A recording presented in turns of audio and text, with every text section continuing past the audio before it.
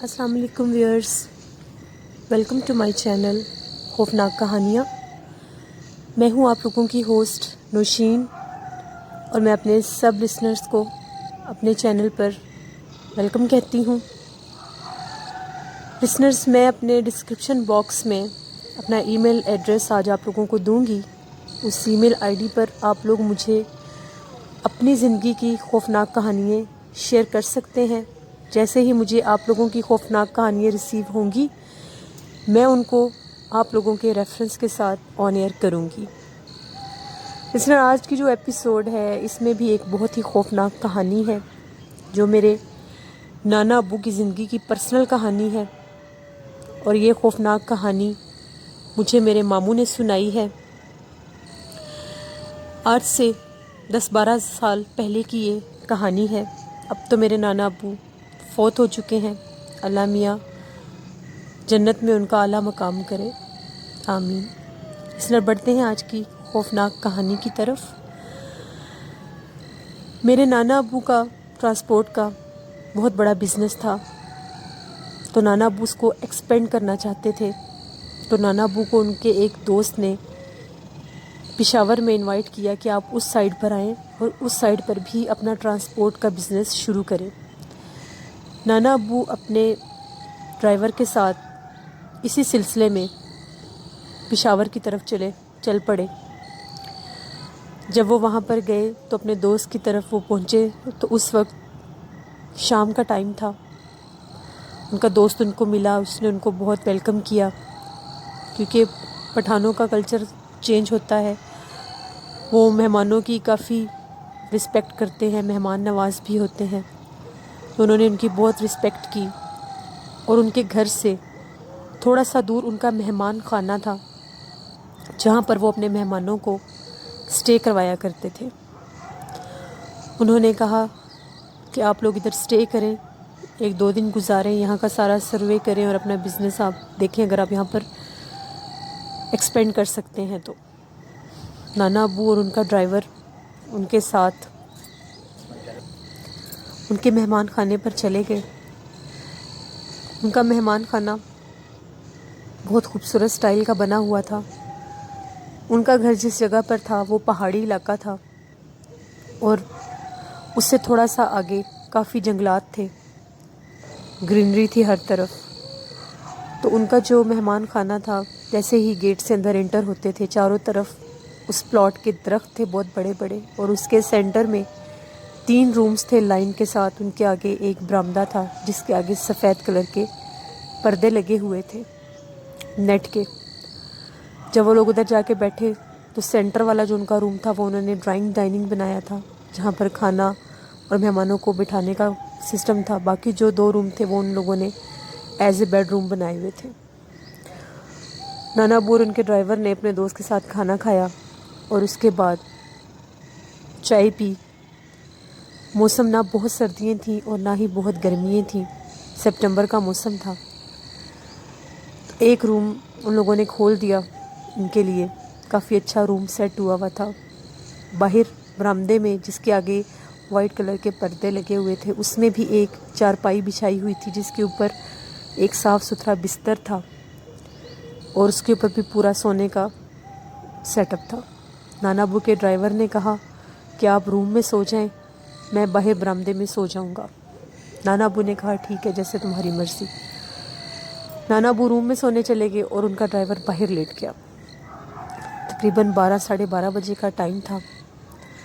उनके सहन में एक ट्यूबलाइट जल रही थी, बरामदे के जो आगे दीवार थी उसके ऊपर वो लगी हुई थी और उसकी रोशनी पूरे सहन में जाती थी। उसके एक कॉर्नर पर वॉशरूम था जिसके साइडों पर दरख्त थे। थोड़ी ही देर के बाद उनके ड्राइवर को ऐसा लगा जैसे ज़ोर से शोर की आवाज़ आई है, जैसे आंधी आती है। जब उसकी आँख खुली तो उसने क्या देखा, सिर्फ एक दरख्त जो वॉशरूम के साथ वाला था उसको ज़ोर ज़ोर से कोई चीज़ हिला रही है। सिर्फ उस एक दरख्त को, उसका पूरा वो जो दरख्त था वो इस तरह से मूव कर रहा था जैसे शदीद आंधी है, लेकिन सिर्फ उस एक दरख्त के ऊपर। उसको बड़ा तज्जुब हुआ कि ये कैसे मुमकिन है। बड़ा हैरान होकर देखने लग गया تو اس کو ایسا فیل ہوا جیسے اس درخت کے ساتھ کوئی چیز کھڑی ہے. بڑا سا سر ہے اس کا، دھڑ انسانوں کی طرح ہے، لیکن جو سر اور چہرے کی شباہت ہے وہ جانور کی جیسی ہے، جیسے ریچھ ہوتا ہے. وہ تھوڑا سا ڈر گیا. جیسے ہی چارپائی پر اٹھ کے بیٹھا، وہ چیز اس کو ایسا لگا غائب ہو گئی ہے. اس نے کہا ہو سکتا ہے میرا وہم ہو، پیچھے ساتھ بھی درخت ہیں، وہ چیزیں نہ ہوں. وہ پھر لیٹ گیا. تھوڑی دیر کے بعد ان کا جو صحن تھا اس میں ایک چارپائی تھی، ایک دیوار کے ساتھ بچھی ہوئی تھی. وہ بھی اسے ایسا لگا جیسے اس چارپائی کو کسی نے کھینچا ہے. لیٹے لیٹے ہی اس نے آنکھیں کھول کر دیکھا تو اس کو ایسا لگا اس چارپائی کے اوپر کوئی چیز لیٹی ہوئی ہے، وہی چیز جو اس نے درخت کے پاس کھڑی دیکھی تھی. وہ بڑا خوف زدہ ہوا. اٹھ کے جیسے ہی کھڑا ہوا، بہادر تھا کافی، اس کے پاس پسٹل بھی تھی کیونکہ وہ اپنی حفاظت کے لیے اپنے ساتھ نانا ابو ضرور اسلحہ رکھتے تھے. غیر مرئی مخلوقات کا تو ان کو آئیڈیا ہی نہیں تھا. ان کو یہی تھا کہ جنگلات کا ایریا ہوگا تو ہو سکتا ہے وہاں پر کوئی جانور ہو، تو ہمارے پاس یہ چیزیں ہونی چاہیے. ویسے بھی علاقہ غیر میں جب آپ جائیں تو اپنی سیفٹی کے لیے کچھ نہ کچھ پاس ہونا چاہیے. وہ اٹھا کہ میں دیکھتا ہوں کیا چیز ہے. ابھی وہ اٹھ کے بڑھنے ہی لگا تو جو چارپائی کے اوپر چیز لیٹی اس نے دیکھی تھی تو وہ چیز غائب ہو گئی اس کی آنکھوں کے سامنے. اب یہ کوئی غیر معمولی بات تو تھی نہیں کہ وہ اگنور کر دیتا. وہ ڈر گیا. آیت الکرسی پڑھ کر اس نے اپنے ارد گرد اس کو پھونک لیا کہ کوئی ایسی چیز ہو تو مجھے نقصان نہ دے سکے. پھر لیٹ گیا. تھوڑی ہی دیر کے بعد اس کو ایسا لگا کہ اس چارپائی کو کسی چیز نے گھسیٹ کر صحن کے درمیان میں کر دیا ہے. پھر وہ چارپائی کو گھسیٹنے کے شور سے وہ پھر اٹھ کے بیٹھ گیا. جیسے ہی وہ اٹھ کے بیٹھا، وہ اس نے دیکھا اس کے سر والی سائڈ پر اس کو ایسا لگا کوئی چیز کھڑی ہے. جیسے اس نے پلٹ کر دیکھا تو وہی چیز جو پہلے درخت کے نیچے کھڑی تھی، پھر چارپائی پہ لیٹی تھی، اب بالکل پردوں کے پاس آ گئی تھی. اس کی بہت ہی خوفناک شکل تھی، جیسے ریچھ ہوتا ہے. اتنا ہی بڑا سر تھا.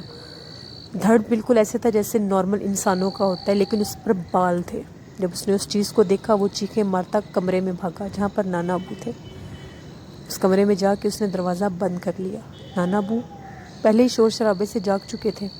انہوں نے پوچھا کہ کیا ہوا ہے. پھر اس نے بتایا کہ اس طرح سے سارا واقعہ ہوا ہے. پہلے درخت، پھر میں نے درخت کے پاس کسی چیز کو دیکھا، پھر چارپائی والا سارا اس نے بتایا ان کو. تو نانا ابو کہتے ہیں کہ جس ٹائم کا میں اس روم میں آ کے لیٹا ہوں مجھے مسلسل ایسے لگ رہا ہے کہ جو اس کی پیچھے والی دیوار ہے اس پر جیسے کوئی کیل ٹھوکتا ہے تو آواز آتی ہے. مسلسل مجھے وہ آواز آ رہی تھی. تو میں نے سمجھا پتہ نہیں کیا چیز ہے. ابھی وہ لوگ آپس میں باتیں کر ہی رہے تھے کہ اس چیز نے دروازوں پر کھڑکیوں پر پتھر مارنے شروع کر دیے. ساری رات اس چیز نے ان کو ڈرایا. اب وہ چیز ان کمروں تک کیوں نہیں آ سکتی تھی؟ کیونکہ ان کمروں میں جہاں پر دروازہ بند کرتے ہیں کنڈی لگی ہوتی ہے، وہاں پر اوپر تعویذ لٹکے ہوئے تھے، ساتھ کیل ٹھوکے ہوئے تھے. اسی شور شرابے میں صبح ہوگی. نانا ابو کے وہ دوست آئے. انہوں نے دیکھا کہ وہ چارپائی صحن میں الٹی ہوئی پڑی ہے. ان کو سمجھ آ گئی تھی کہ پھر اس چیز نے حملہ کیا ہے. نانا ابو نے ان کو ساری بات بتائی تو انہوں نے خود نانا ابو کو یہ بات بتائی کہ پہلے یہ جگہ بالکل ٹھیک تھی.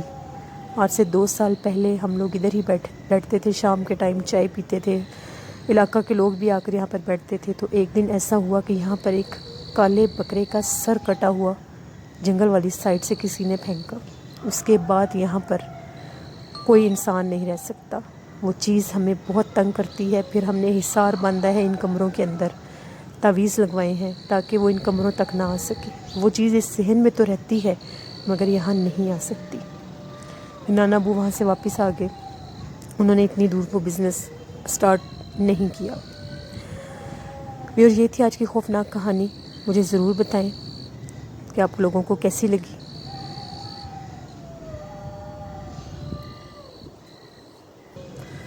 ضرور بتائیں کیسی لگی آپ لوگوں کو آج کی خوفناک کہانی. اور جو ای میل ایڈریس میں دے رہی ہوں اس پر ضرور اپنی خوفناک کہانی میرے ساتھ شیئر کریں. میں آن ایئر کروں گی. جو لوگ میرے چینل پر نئے ہیں میرے چینل کو ضرور سبسکرائب کریں. میری سٹوریز کو لائک کریں، کمنٹ کریں اور مجھے بتائیں آپ کو کیسی لگتی ہیں. کل انشاءاللہ تعالی کسی اور نئی خوفناک کہانی کے ساتھ آپ لوگوں کے ساتھ ملاقات ہوگی. دعا میں یاد رکھیے گا. Thank you for watching. Allah نگہبان.